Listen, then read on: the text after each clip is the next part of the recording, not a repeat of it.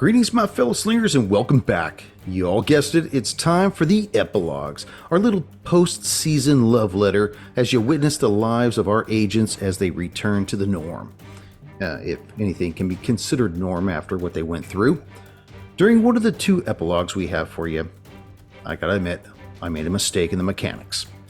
You'll know it when you hear it, and damn it if I didn't have my book open and wasn't looking right at the page.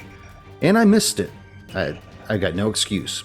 You know, that's kind of what happens when you're recording and you're tired, you know, am I right? Anyways, I did ask the guys if they wanted to revisit the mistake, and they were both on the same page in that it shows we're human and we do make mistakes. And yes, we do. Such is life. Anyways, so you're getting it the way we recorded it, and I hope everybody enjoys it. But real quick, I do want to remind anyone and everyone that we do have a Patreon page at patreon.com/rollthehard20podcast. So check us out over there. Also, be sure to subscribe to that YouTube channel we have if you haven't already done so. You know, that Roll the Hard 20 where you get to, well, you really don't get to see our faces, but you still get to hear our beautiful voices, you know. And when you do subscribe, it really does help out the show. You know, as a little bit of trivia, I've been seeing a lot of these podcast / music platforms kind of changing up. Just recently, Pandora took over for Stitcher, and I just got an email that in a few months, Google Podcasts is going to be going away, and everybody's links are going to be migrating over to YouTube Music. Odd, but it is. It's going to be a thing. So, anyways, just a little ditty for you. All right, let's forget this. Let's just warm up our dice and top off our glass as Roll the Hard 20 podcast presents episode 18 of our Convergence. Not really a run through anymore. We're doing the epilogues, and that's what it's called, the epilogues. So enjoy, everybody.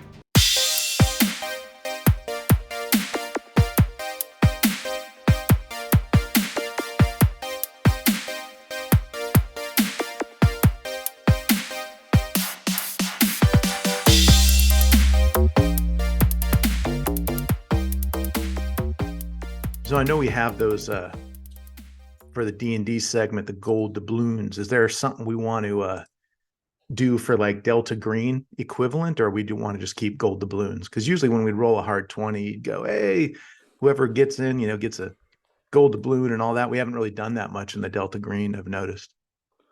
No, I haven't really thought about it. I just thought it was something that, like we started running them with Riders on the Storm and just kept rolling from there. Because other podcasts use like bottle caps, which I think one of the other podcasts started doing that. So all the other ones jumped on that bandwagon. And as far as I know, we're the only ones to use gold doubloons. So that's cool. Yeah, I was thinking we're the only ones to do it. That's weird. With gold doubloons, yeah. What I was thinking for Delta Green, it's totally fitting. It's like, not that we would send these out to people, but like you get those like Narcon pens or whatever. It's like, oh, your guy just got 20 hit points off. Fuck it. All right, roll again. I'm good. Oh, like a EpiPen or something like that. Yeah, like a stim pack or something, you know. Yeah. You know, I never really thought about running anything else. I think the biggest thing with the gold doubloons with Delta Green would be the application, and so green doubloons. Yeah, and we used one of the gold doubloons for lot 27. Yeah, we did. What was it used for? We had you. We were at the end at the lot 27, and got hit. Hold on a and second. We had you re-roll it. I gotta beep all that out. Oh, because it's not in there yet. Yeah, it's not in there yet. So we haven't released it yet. At the end of, I think it was the last episode or two of Convergence, Contingency, Contractual. Yeah, I had to use those constantly to like miss a hit and miss all that stuff. Yeah, you guys used it for me to redo something. I forget what it was, but it worked. Oh no, I remember what it was. You used one of them to get another action. That's what we used it for. Okay, stim pack. Yeah. So I think that's pretty cool, because with this system where you only get one action and you get kind of like minor actions, like I may turn the doorknob and fire into the room or something like that, or if you're pulling out your weapon, that's usually considered one action. And I don't know about that, but You know, That's why you got to be rolling red alert all the time in this Yeah. game. It's like I got sword and pistol in hand. I'm like a damn musketeer. and that's something that I think that is cool that we developed, is that'll give you that other action. Can you imagine like stacking a few of those gold doubloons? Like, Yeah. make you re-roll, then I'm gonna fire, and then I'm gonna fire again. You know, like Yeah, I had like jumping two, man. checkers. I had 2 gold doubloons and I was like sitting pretty. And then I'm like, had to fucking, sorry, cursing, use both of those, at the end. But it was good, man. We run explicit content. It's okay. You can say whatever the fuck you want. Yeah. Don't burp though. Filth and flarn and filth. So we're all ready to begin. Ready. Yes, we All are. right. Well, let's lead us in. Greetings, fellow slingers. Welcome back to Roll the Hard 20 podcast. It's I, your trusted handler, Brian, with me, my hard slingers of yore. Hail. Now, I don't know if this would actually be considered episode 18 of our Convergence run through, but it is the epilogues. So we're going to run with that. Episode 18, the epilogues. The EpiPens. The EpiPens. So let me set the mood here. Agent Adesso. Just a few hours ago, you left the rest of your team back at the airport in Knoxville, Tennessee. You caught a straight flight back to SoCal, and you're feeling the exhaustion as it seeps through your bones. But the long flight back and the Uber ride to your house gave you time to reflect on what went down in Groversville. The protomatter, the barn, the sheriff, that man Lupus who alluded to being part of a faction that was in collusion with the government, your own government. And it makes you start thinking, now that you have time to be alone, that is it possible? Sure. I mean, but why a small town? Why did they choose a small town to do what they did here? What would be their end game introducing that protomatter stuff into the ecosystem there? What does your mind think as you begin to go through these thoughts? It's almost like your adrenaline, after finally touching down and getting to that point, it's taken you a few hours to coast in your mind and get a clear thought. What do you think of that? I think it's more of, Odessa would be thinking, we got aliens, we have government operatives who are aware of the aliens, and let the aliens do their experiments to see what they were doing, what they were about. Possibly it was an intelligence gathering thing. What are the aliens' capability? What are they doing here? What do they want?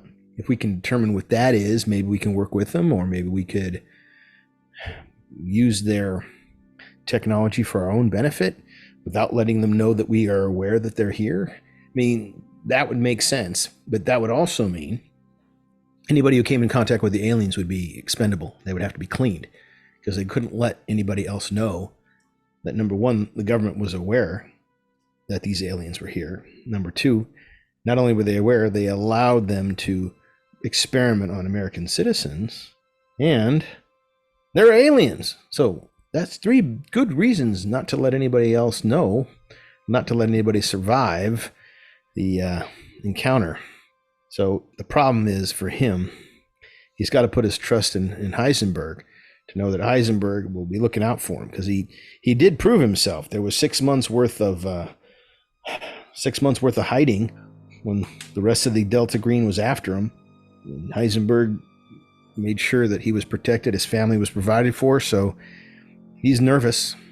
He's thinking about it, because there's still another extra element that's out there that knows about it, and he's concerned. He's still a little irritated in the back of his mind. It's like an itch you can't scratch. Just trying to calm himself down and say, it's not a big deal. It's not going to blow back on me. It's going to be okay. And yet it won't go away. And this other element knows not just about you, but about Each and Coldwell and Rice. This person and his faction knows the 4 of you. And who knows how much they know about you, or what they know about your previous missions, or your home life, or Right. your relationship between each other, or even how deep it goes with you agents and Heisenberg.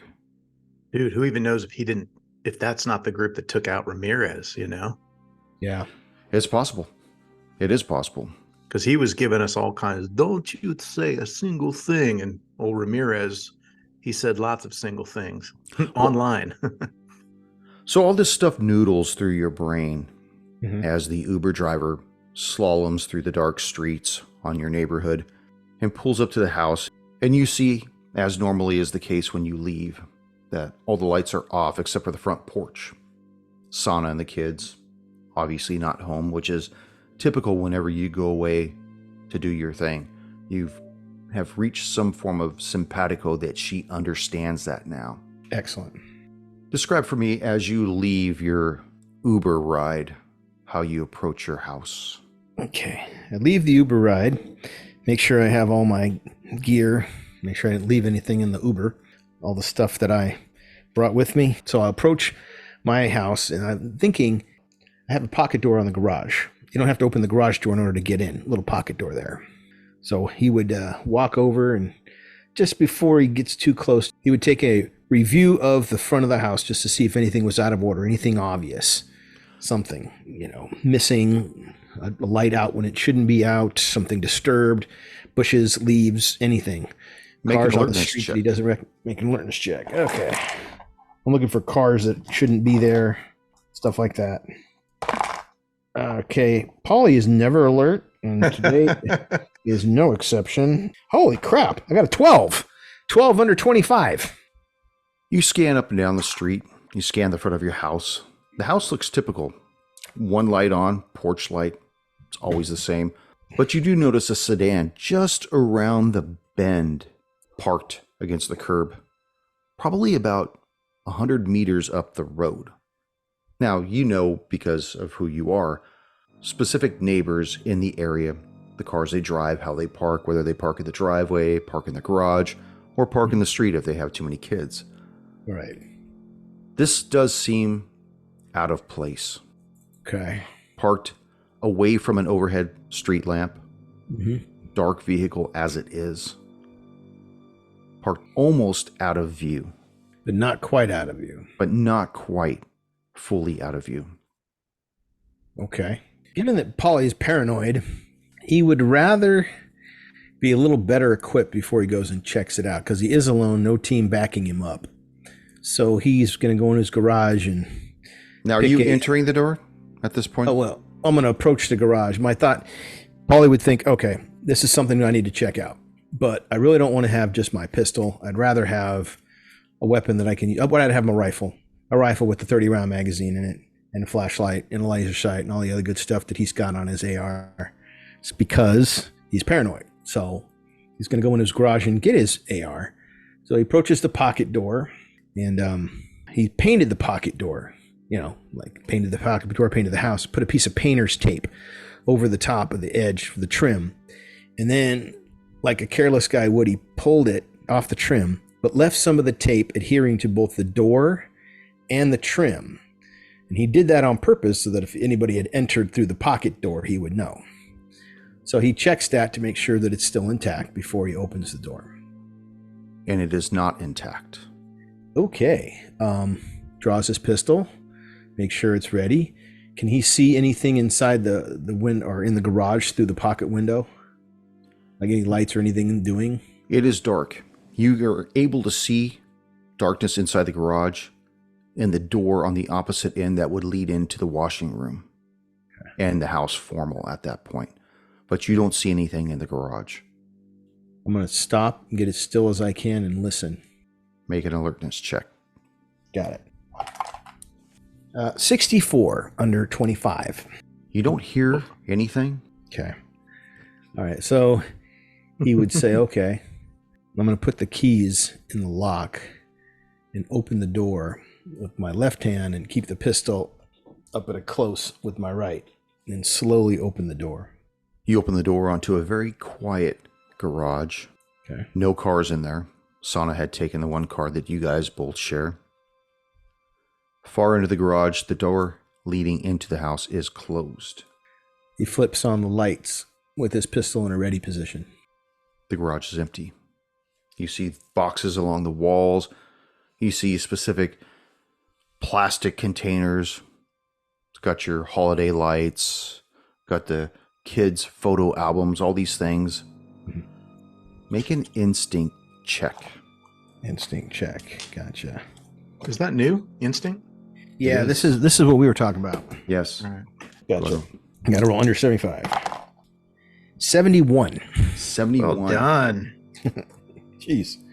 You could tell that if you were going to rummage through somebody's personal effects, the boxes you would go through, and you do notice the slight angles of these boxes give them away that somebody has been going through these boxes. Okay. Somebody's been searching through them. Okay. Could be Santa, could be the kids. But I'm paranoid, so probably looking around thinking, okay, all right, something's up. Maybe, maybe not, but I'm still going to be cool about it. So, does any particular box look out of place than any other? No, it looks like somebody was randomly searching boxes. See, now that wouldn't be the kids or Santa. They would look for one thing in particular. Okay, something's up. All right. No way to tell how recently someone's been there? No, you can't tell. Got it. All righty. I'll look around just to make sure nothing else has been disturbed. Well, let's take a look at some of the boxes. Is anything missing? Anything I can tell is missing? You pull one box down, big orange Rubbermaid box. Pop the lid, you see that there's a bunch of Halloween decorations within. They look as though they've been rifled through. They're not set back in the box in your typical organization fashion that you are adherent about making them be that way. Mm-hmm. You go through another one of the Rubbermaid boxes, this one blue. You see some of the Christmas ornaments in there. Some of them are actually broken inside the box. Oh, okay. And this goes on for several boxes. And we're talking about shelves that are 6 feet off the ground. Okay. Anything behind the boxes that I didn't put there? No. Okay. Definitely not the kids. Definitely not the wife. So something's up. Okay. No way to tell how recently that was, huh? All right. So now I definitely want to go into the house. Although, do I hear anything? Not from this side of the door. Okay. And this door would be a little thicker than your typical interior door. Mm-hmm. All right. So Polly moves over the two step ladder, puts it on the garage floor, opens it up, and then uses it to stand so he can access the small area above his HVAC unit where he has his emergency rifle for times where he can't make entry into the house without something a little more substantial. And he gets that down. Your fingers curl around a very familiar object as you pull this weapon down from the top of the HVAC. Describe for me what you do now. He pulls it down, and it's an AR. Well, the magazine should already be seated in it. Best he would have it, the chamber empty, but the magazine fully seated with the bolt locked in the back position. It would have a red dot on it and a flashlight on the front. So he'd pull that down. He'd slap the bolt home so that the first round loaded. And then he would put the strap around his neck in the way the SEAL teams had taught him. And then he would approach his door that divides the garage from the house, making sure the EOTech light, or I'm not going to back any particular company, but making sure that the red dot is on and functional. Red dot on the door? Yes. Red dot on the door, safety off, 2 hands on the weapon, shouldered and ready. I mean, I don't want to kill either my wife or my kids. They could conceivably come out, but on the other hand, I have reason to believe that something is not right, and somebody was there. Absolutely somebody was there, not the wife or kids. Okay. Continue. Tell me what you do to check this door. All right. With the rifle up, in the shoulder here, pointed at the door, reach forward with the left hand and try the handle. It is unlocked. Okay, that's bad. There also should be a deadbolt on it because, it goes from the garage to the interior. So he'll turn the handle, again, same position, turn the handle and push the door. The door gives. All right, now we're in real big problems. Okay, so now I know something's up. Either that or Santa just decided to leave it open for whatever reason, but I would have drilled into her through numerous naggings that this needs to be locked at all times. It's a security issue. So pushing the door open, turn on the light on the weapon and flash in because I know the light's behind me already. So the house should be dark. So I turn on the light and look. As you push the door in, light on, two things catch your attention. Number one, the washing machine that's right to your right is pulled away from the wall about 3 feet, and the secret panel behind it is open. Oh boy. At the same time, you see a light click off in a room down the hall to the right. Okay. And which room would that be? Because I would know. That would be towards the kitchen. Okay. I'm going to move in. I'm going to go straight toward the kitchen, scanning for targets. Be as quiet and as quick as I can be. Make a search check. 91. Wish I was rolling ability scores. It's true. And you're not seeing anything. You're not really not hearing anything either. Mm-hmm. It's pretty quiet in the house, but there's no doubt that you saw something, some illumination click off from that direction. Okay. As you're in the hallway looking at the kitchen, which is about 15 feet in front of you and spans out to the dining room off to the left, living room off to the right, big island in the center of the kitchen with the cabinets behind, refrigerator to the right, stove against the far wall.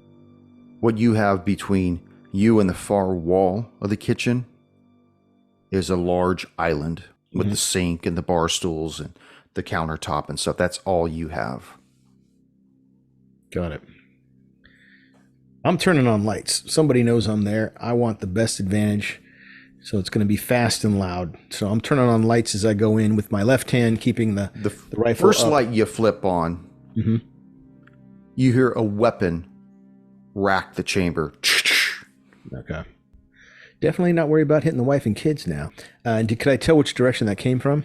From behind the island in the kitchen. Behind the island. Yeah, but the island's got pots and pans, and it's made out of plywood. Wouldn't really stop. It might stop at 5.56. They wouldn't have put penetrators in there. No steel tips, so it's just... I will say, if they wanted to ambush you, you would probably have been ambushed. So maybe calling out, stand up, blah, blah, blah, whatever. Think that might work? I don't know. The guy's in my house. He doesn't get a chance to surrender. He's going to die. He knows what's behind the panel. He definitely doesn't get to leave. Okay. So that's Adesso's thinking. You know where the panel is. You know where my wife and kids are. You don't get to leave the place. So when I see you, I'm going to kill you. Although it would be nice to get some information out of it, but that's probably not going to happen. So Polly will aim at the island, trying to take advantage of the hallway wall. My thinking is that the way it is the hallway empties out into the kitchen, and you can use a corner of the wall to peer around. So he'll aim at the island and just... Well, you know what my thinking is? What's that? What's your dex? That's what my thinking is. My dex is not as good as Each's. My dex is... I think Tony's dex is a nice, like, kind of wood 11. thing. 11. Yeah. Well, surprisingly, that's good. Oh. That's good enough right now. Tell me what you want to do. Finish your thought, Adesso. Okay. Using as much of the wall as I can as cover, he'll aim at the island. Okay. Thinking that the most likely way to go would be the way that would give the most cover. So instead of whichever direction that would be.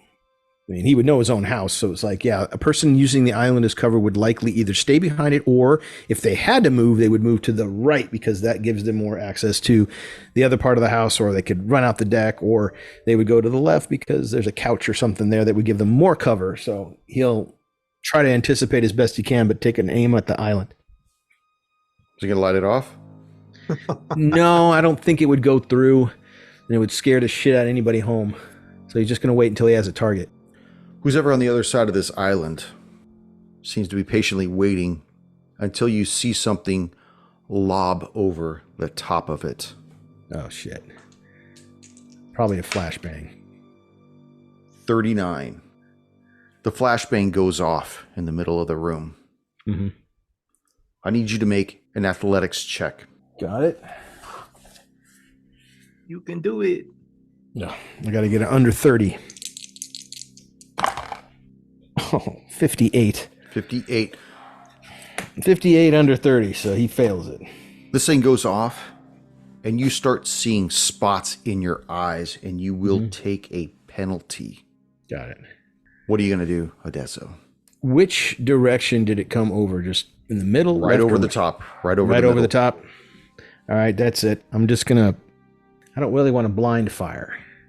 Don't want to do that. That's amateur hour. So he will simply wait. He got some spots. He's not happy, but he's just going to wait. And keep aiming. He'll keep aiming at the island.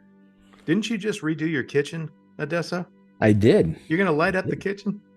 No, I'm not. I'm just going to wait. I'm going to wait. Because if I just simply start blind firing, that's going to give the guy an advantage. Through your spotty, blurry vision, you see something pop up with a weapon in its hand. Got it. And fire at you. Oh, shit. Hope I get partial coverage because of the wall. Partial coverage because you can't see him.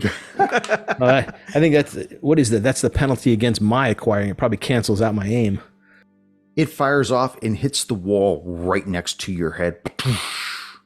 Splintering your side of your face.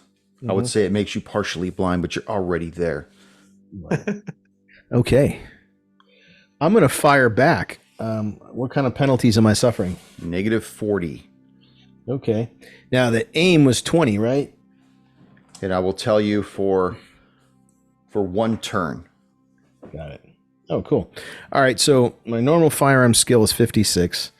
I'm thinking plus 20 for the aim, which would have put it up to 76. Minus 40 brings it down to 36. Okay. All right. Do it. Now, I'm not good at math, so we'll see. You still got a doubloon, buddy. Oh, I do. I have 2 of them. Yeah, I rolled a 69. I'd like to re-roll that using a doubloon. All right. Oh, 28. Yeah. There we go. So you rip into this dude with your 3-round burst. Go ahead and roll me that D12, please. Ooh, 12. 10. 10. Is there lethality to that at all or no? Oh, No. there very well may be. No, there's not. I'm looking at it right not? now. Thank you Good for thought, playing, Sammy. but no, there's not. You see this guy take it big time. Take so much damage, in fact, that he actually has to take a demoralization check. No.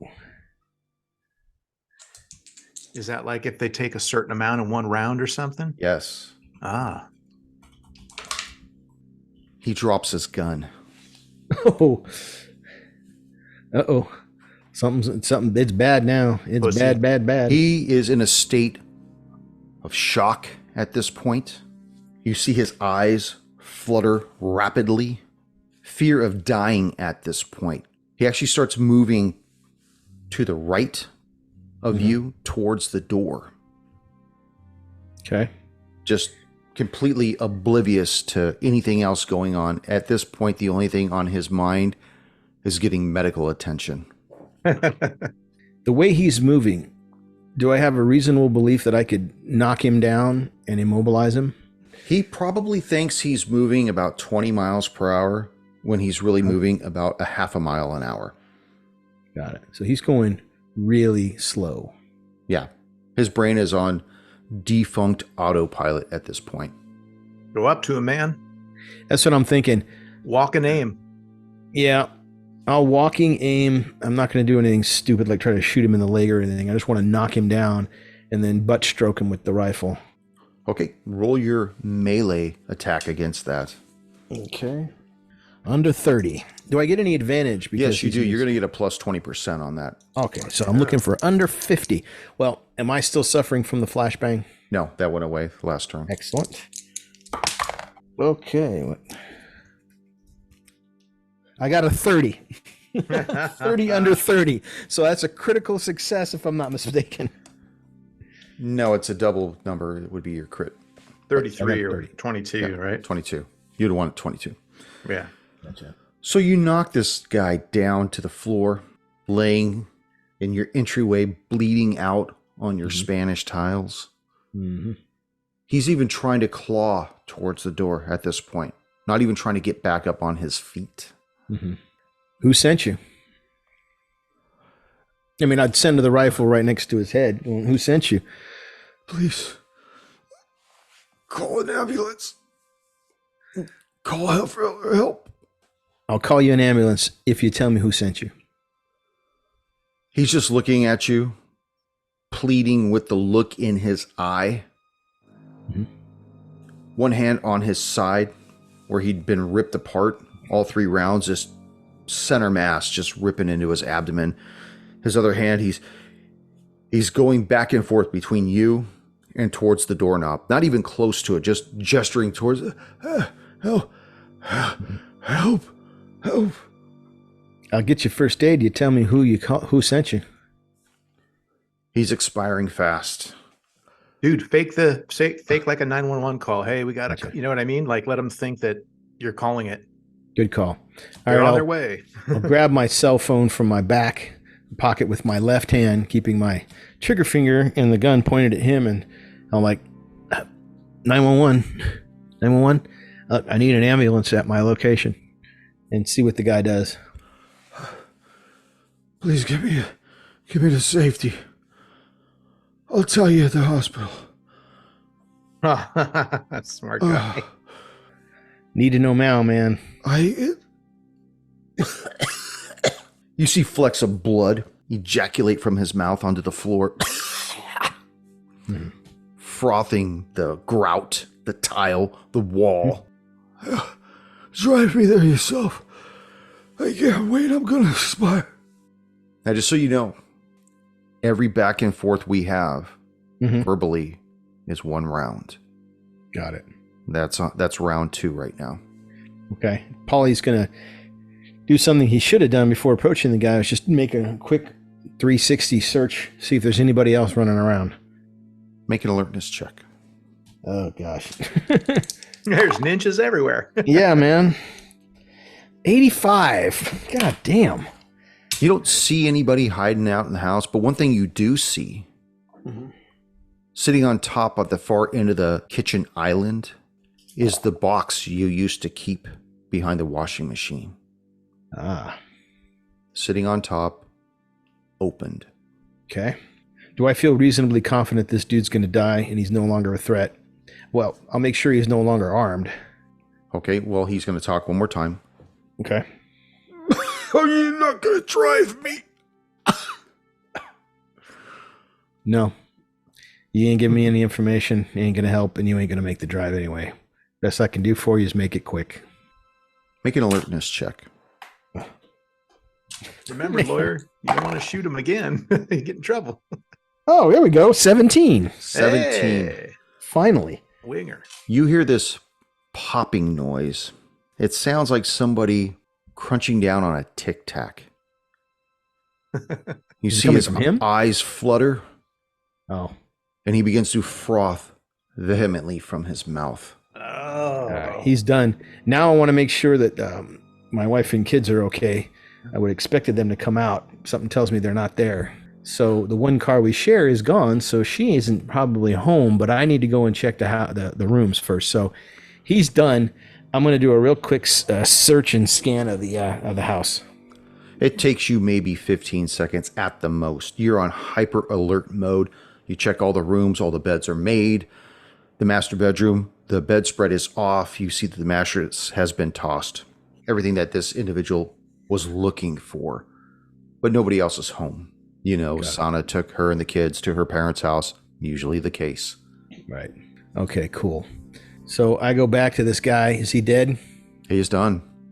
I'll search him. And I find Look anything for change. Yeah. Search the pocket for loose change. In this individual's pocket, you find a small metallic vial with a metal screw lid on it. It's probably about 4 inches long. At the base, you see an elongated, thick window, about 1 inch long, and it's able to reveal the contents within. And it makes you shudder to see the very familiar purple-colored goop as you see it slither from one end of the tube to the other, trying to find an exit. You estimate it to be no more than maybe 2 ounces of this stuff. And unlike the larger entities that nearly took you out back in Groversville, the sample seems too small to be dangerous physically. But if it were ingested or introduced inside the body somehow, you can see how this would have developed, and it probably lends a good credence as to why that individual was in the kitchen. Got it. I'll look around, search the kitchen to make sure that there are no other companion vials. Like maybe he had more than one. And I'll just take a look around. Just the one. Excellent. That's good. That means I know. All right. So now he had just the one. Do you have anything else on him at all? No ID. Nothing. Okay. I'm going to call Heisenberg.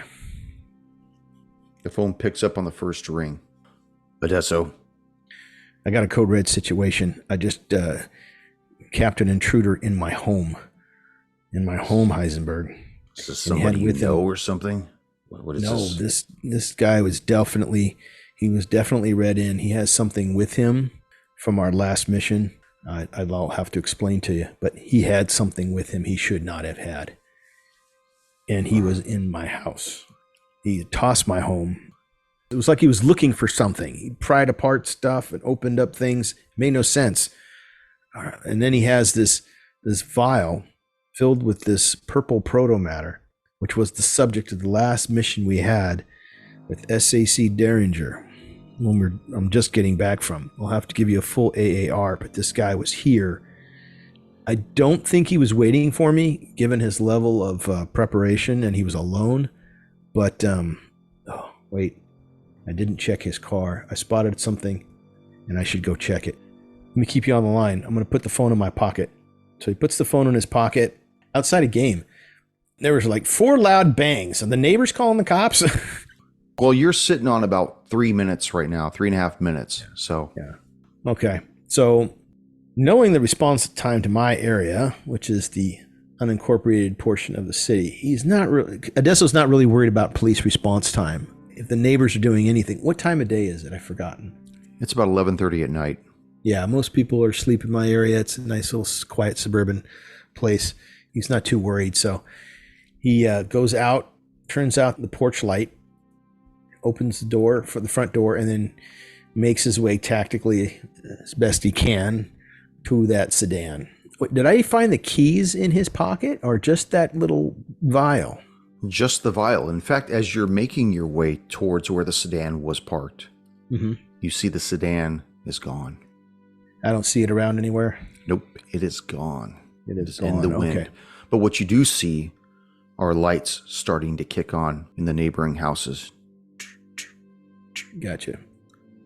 All right, I'll move quietly and quickly back to my own home and go inside.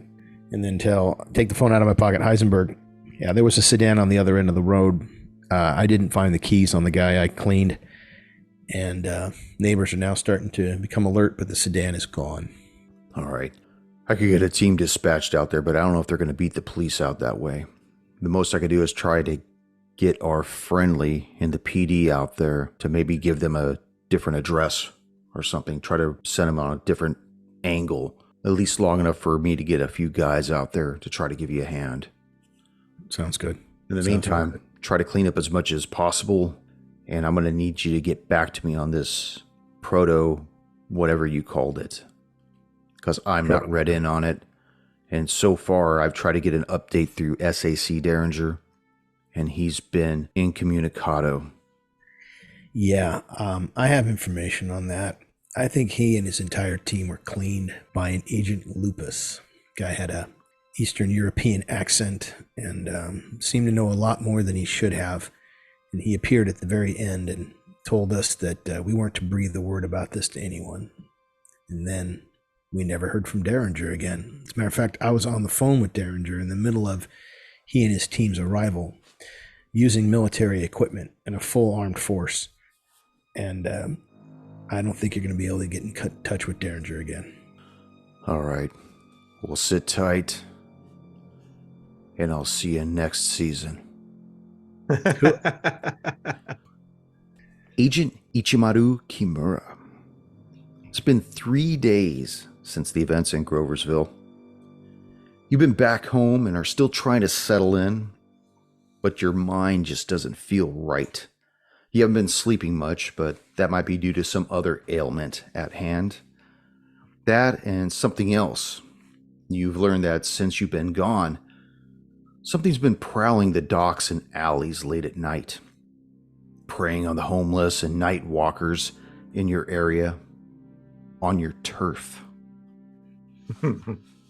It's almost as though you've intentionally kept yourself wired up, preventing yourself from getting that mental rest that you so desperately needed after the events at the barn just a few days ago.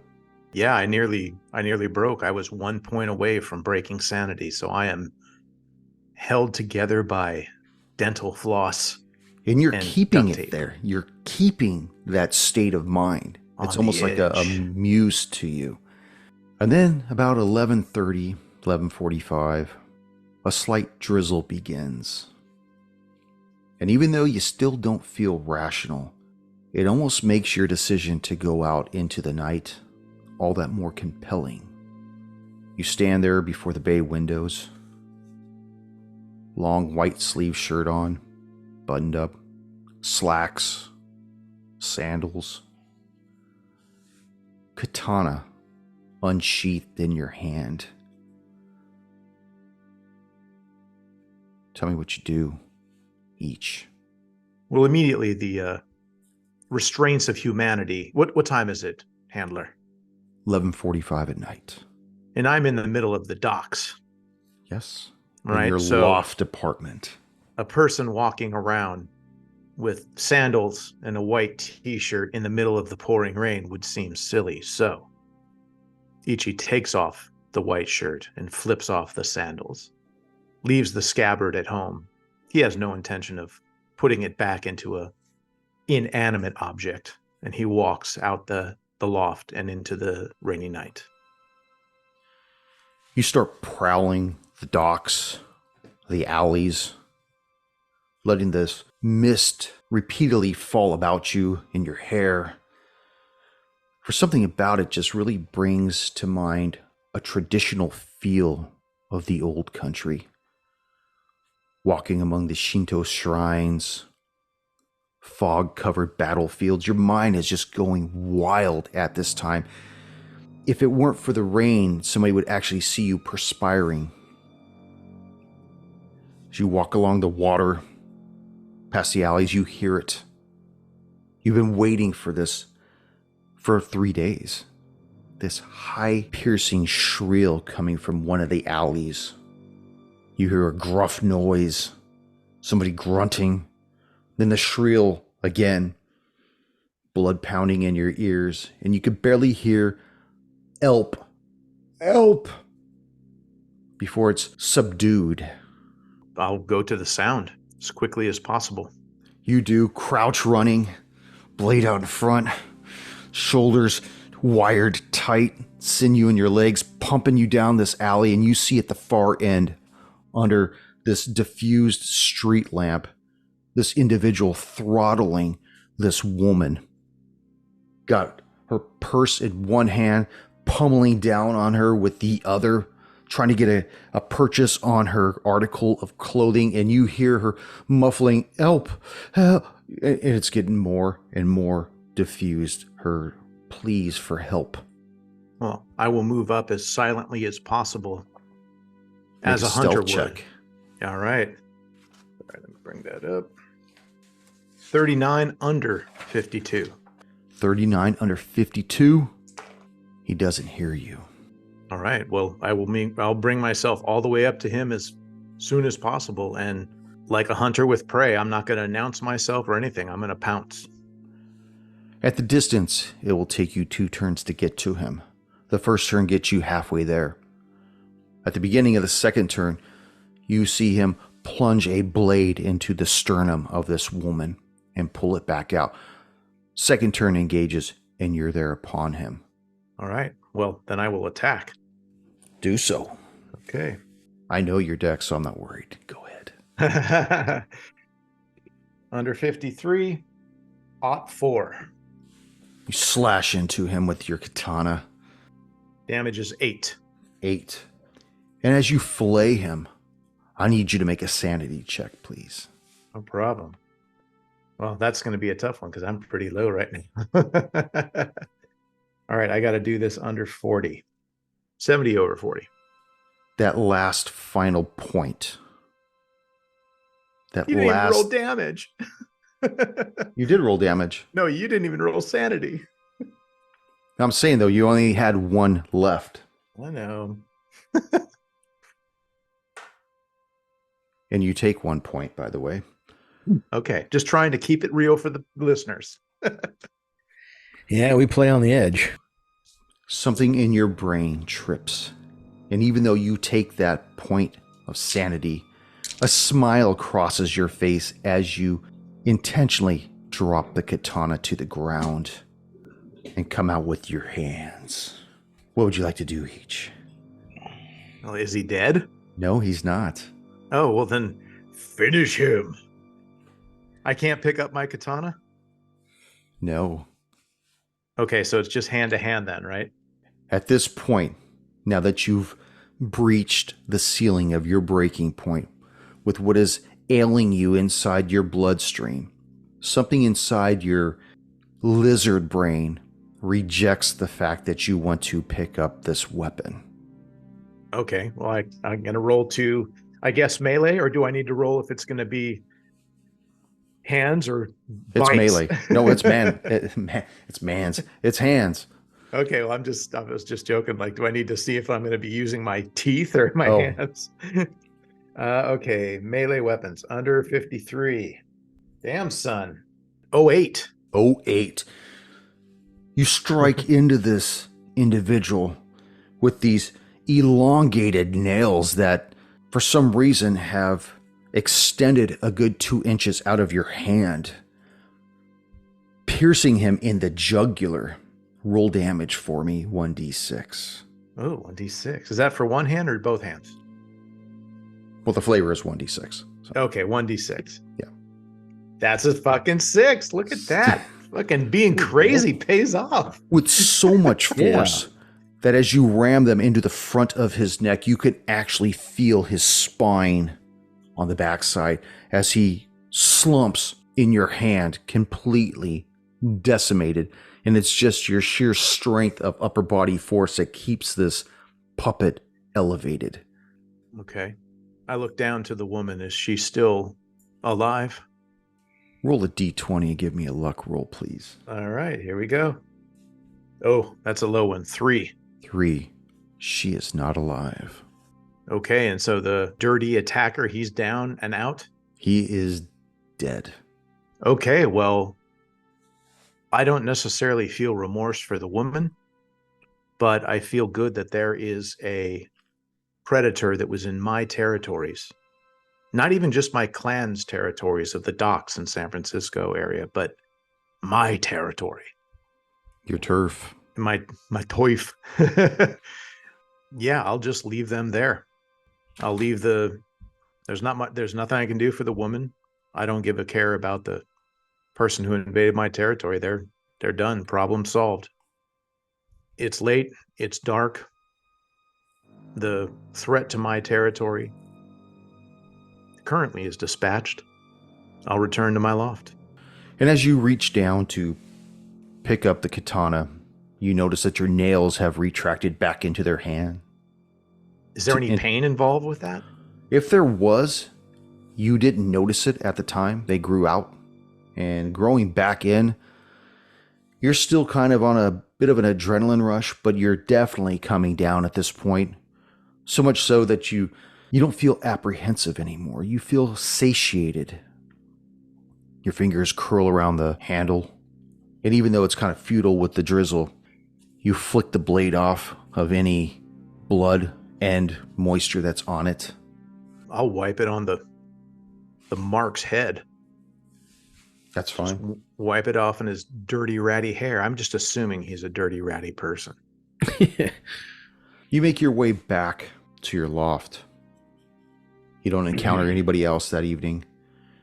It's the most beautiful 6 minutes that you've experienced since before Groversville. It's like the rain. Each drop is a spectrum of light just filling your eyes. Ooh, I'm seeing all kinds of crazy shit. Yeah, you feel euphoric. You walk the stairs back up, let yourself into the room, dry off the katana, put it in the scabbard, take off your pants and your underwear.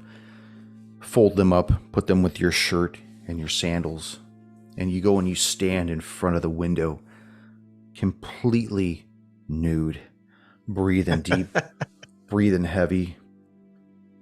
And from on the counter behind you, you hear the vibration of your cell phone ring. I'll walk over and pick it up and see who's calling me at this time of night. It's awful late. You see it's Heisenberg. Hmm. And I'll see you next season. There we go.